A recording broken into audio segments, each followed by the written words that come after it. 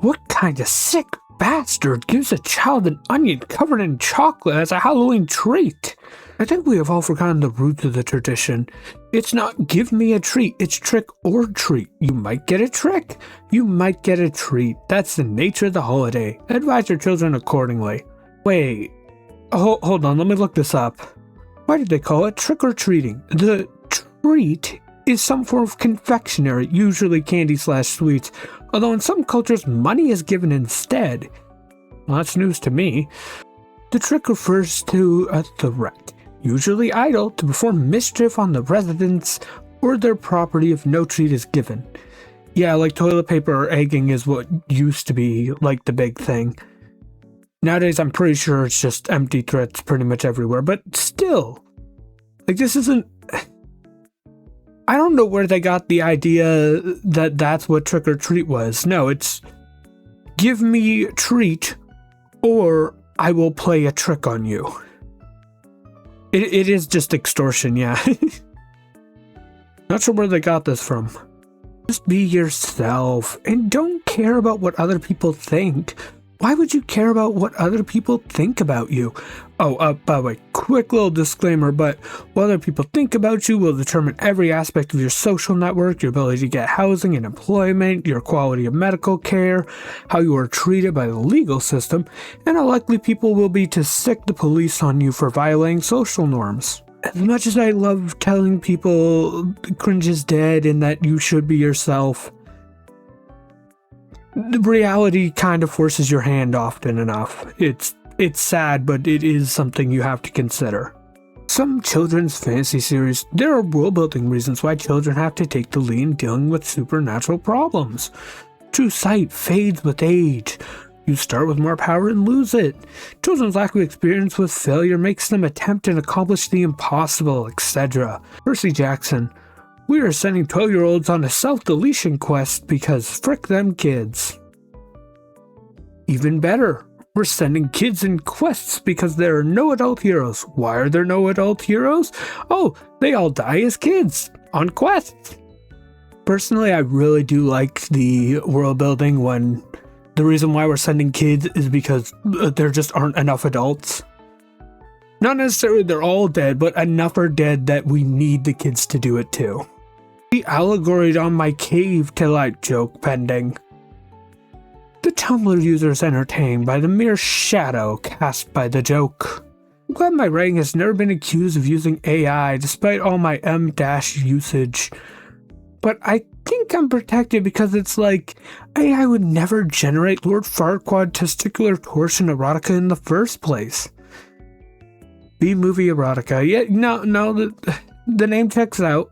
Trans women are unstoppable because we have access to all secret esoteric Boy Scout knowledge, but we are no longer bound by the moral constraints of the Boy Scout oath.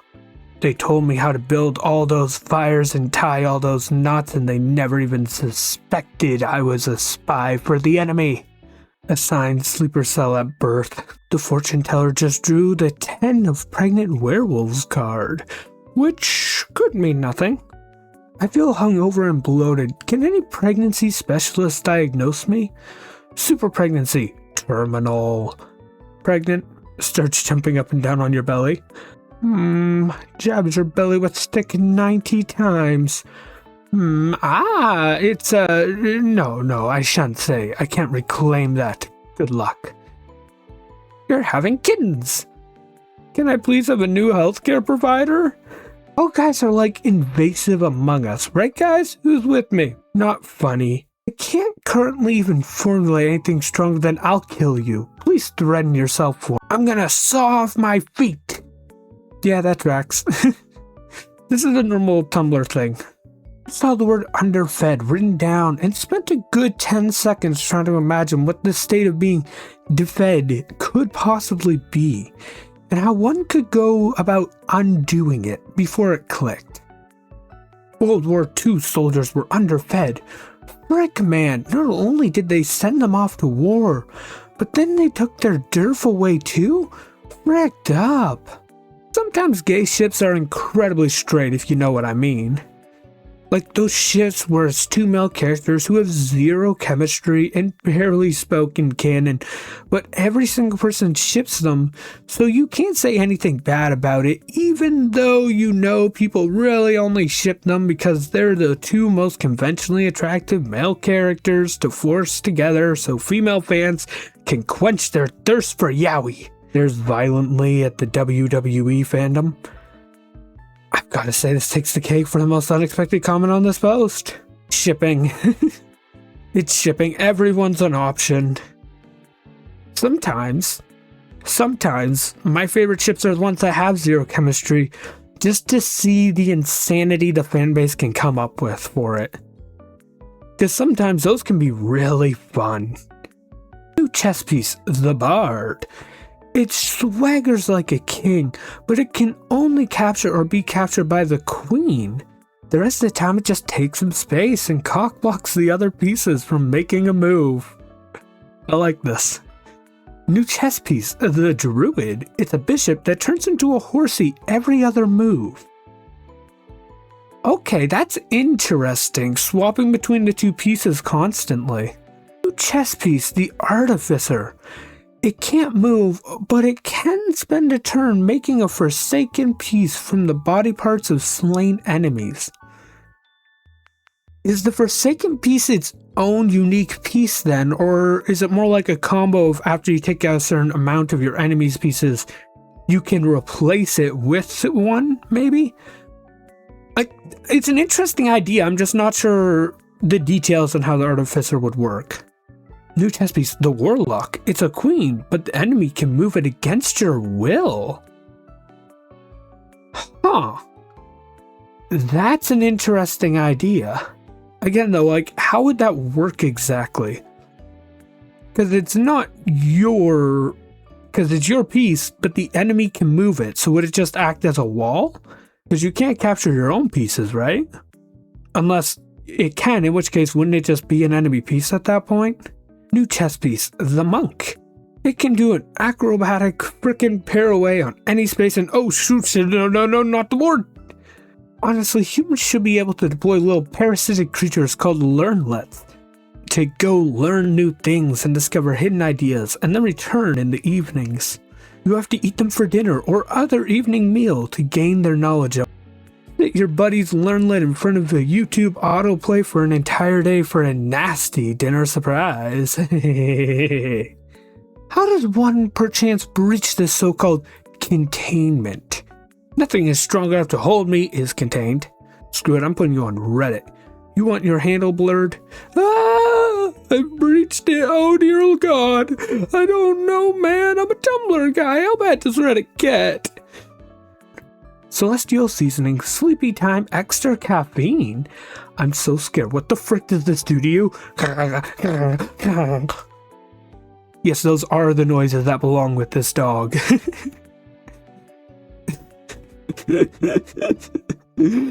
That's just how it works.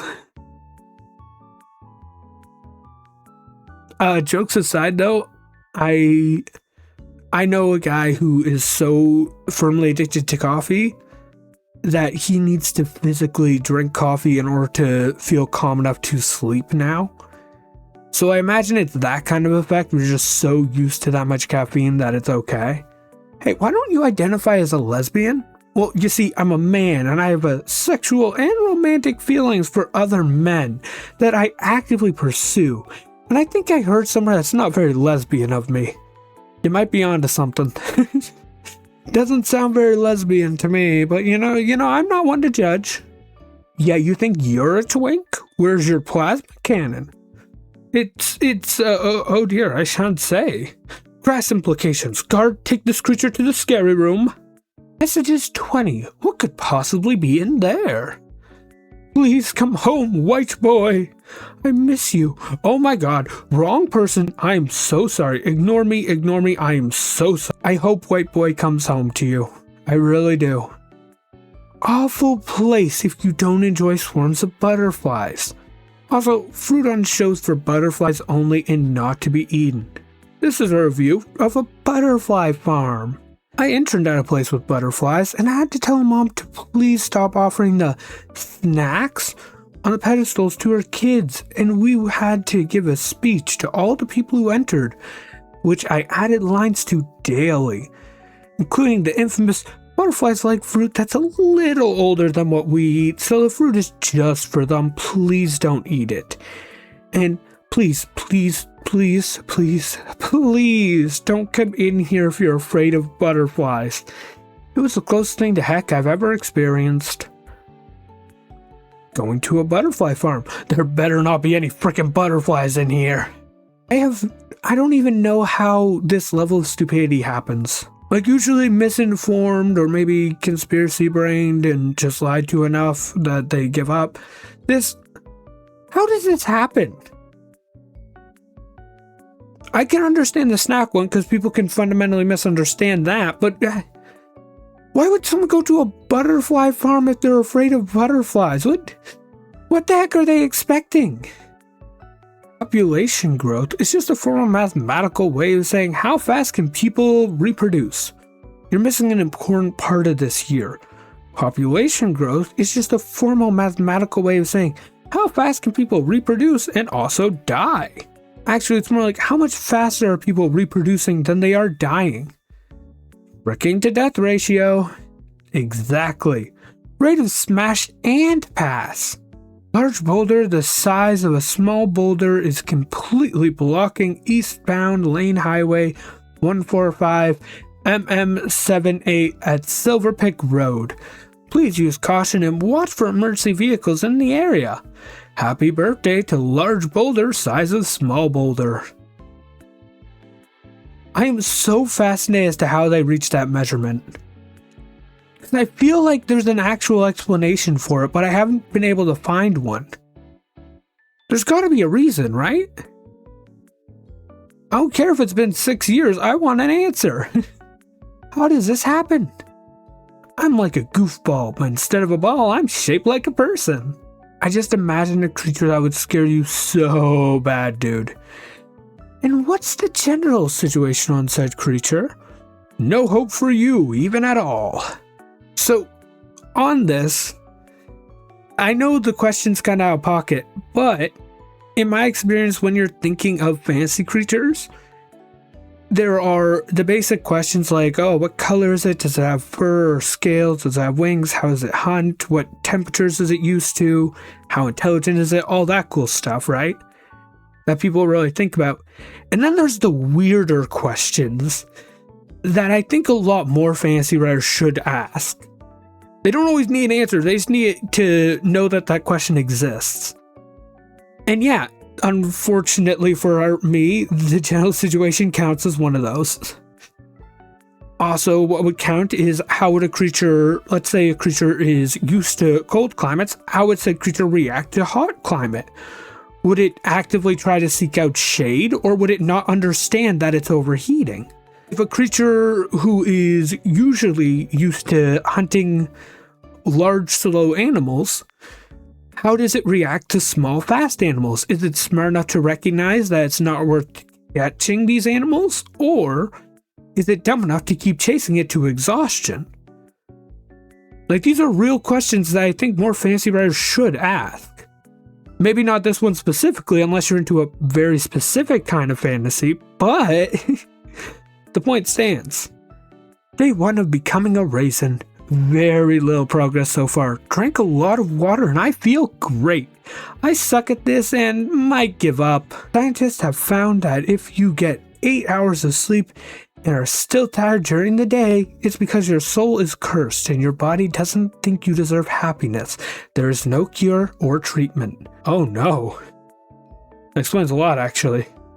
I could never handle immortality, not because of any existential reasons, but because I know it'd make my procrastination so much worse. Catch me putting off tasks for decades, catch me putting off tasks for centuries. What do you mean that movie I've been meaning to get around to became lost media 40 years ago? What do you mean that landmark I've been meaning to visit has been eroded? Oh, I got plenty of time. You got time, your tasks don't. This is so real though.